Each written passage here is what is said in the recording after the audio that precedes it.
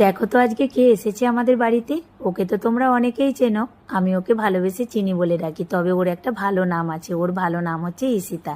আজকে তো রাখি পূর্ণিমা, তাই বৌমা এসেছে দেবর ভাই লক্ষণকে রাখি পরাতে, মানে আমার বাবুকে। এখন একটু মিষ্টি জল খেতে দিচ্ছি। এরপর আমি বানাচ্ছি তালের বড়া। আসলে তালের পাল্পটা কালকে রাত্রিতেই বের করে ফ্রিজে রেখেছিলাম।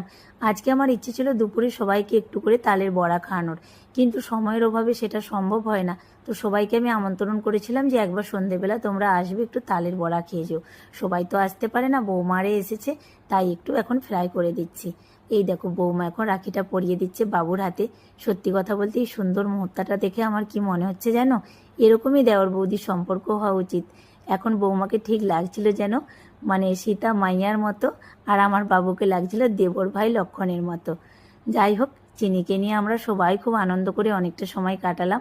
আর ভাইজিকে নিয়ে এখন কাড়াকাড়ি। বাবু এখন একটু ফটো তুলছিল, আমি তুলে দিচ্ছিলাম। সানা এখন নেওয়ার জন্য করছে। আমরা সবাই মিলে ওকে নিয়ে একটা সুন্দর মুহূর্ত কাটালাম। এটা স্মৃতির পাতাও আমার ভিডিওর মাধ্যমে রেখে দিতে পারলাম। এখন ওরা বাড়ি চলে গেল। ওর কথাগুলোই মনে পড়ছিল। চিনি পাকা পাকা অনেক কথা শিখেছে। এই ডোটা আর ফ্রাই করবো না, রেখে দেবো ফ্রিজে। বাদ বাকি টেবিলটাও গুছিয়ে নেবো। চলো আজকে তাহলে আসি। আজকের মতো টাটা।